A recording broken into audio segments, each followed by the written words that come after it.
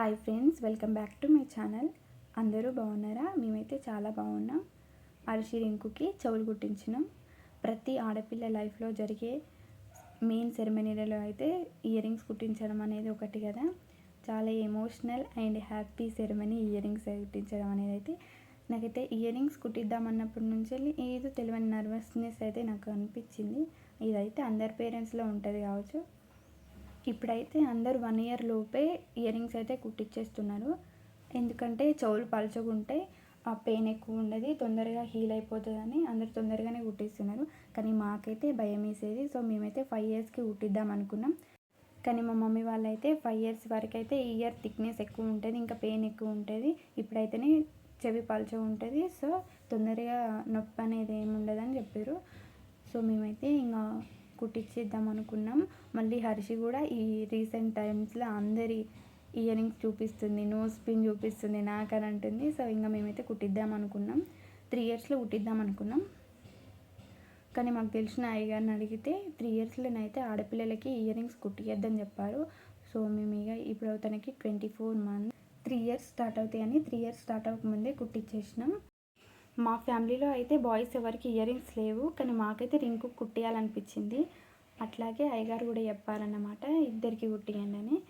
మళ్ళీ ట్విన్స్ కదా, ఏం చేసినా ఇద్దరికి వేయాలని అంటారు కదా. ఇదైతే కన్సిడర్ చేయాల్సిన రీజన్ ఏం కాదు, కానీ మాకే కుట్టియాలనిపించింది. మళ్ళీ సైంటిఫిక్గా కూడా చాలా బెనిఫిట్స్ ఉంటాయి కదా. సో అందుకే మేము రింకు కూడా లెఫ్ట్ ఇయర్ అయితే కుట్టిపించినాం. చెవులు కుట్టడానికి మేమైతే గన్ షాట్ అయితే బెటర్ ఉంటుంది, ఈజీగా అయిపోద్ది కదా, పెయిన్ ఎక్కువ ఉండదు అని అనుకున్నాం. కానీ కుట్టే అతను అయితే గన్ షాటే ఎక్కువ పెయిన్ ఉంటుంది అని చెప్పారు. మేమైతే గోల్డ్ చెవి పువ్వులతోనే కుట్టించేసినాం నార్మల్గా.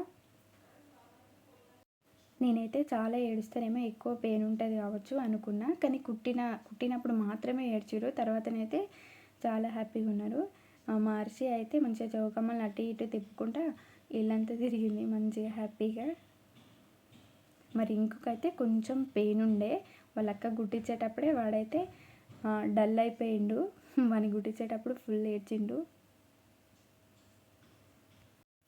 హీల్ కావడానికైతే నేనైతే ఏ ఆయింట్మెంట్ రాయలేదు, కొంచెం కుట్టించినప్పుడు కొంచెం ఆయిల్ అండ్ కుంకుమ రాశారు అంతే. ఇంకా నేనైతే ఏం రాయలేదు. మనం అన్నం వండేటప్పుడు పొంగు పెడతారు కదా, అట్లా కూడా మేమైతే ఏం పెట్టలేదు, నార్మల్గా అదే హీల్ అయిపోయింది.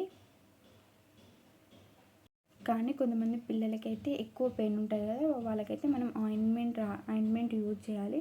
కానీ వీళ్ళకైతే తొందరగానే హీల్ అయిపోయింది. సో మేమైతే ఏ ఆయింట్మెంట్ అయితే యూజ్ చేయలేదు. మన వీడియోస్ అయితే మీకు నచ్చినట్లయితే వీడియోని అయితే లైక్ చేసి మన ఛానల్ని సబ్స్క్రైబ్ చేసుకోండి. Thank you for watching our video.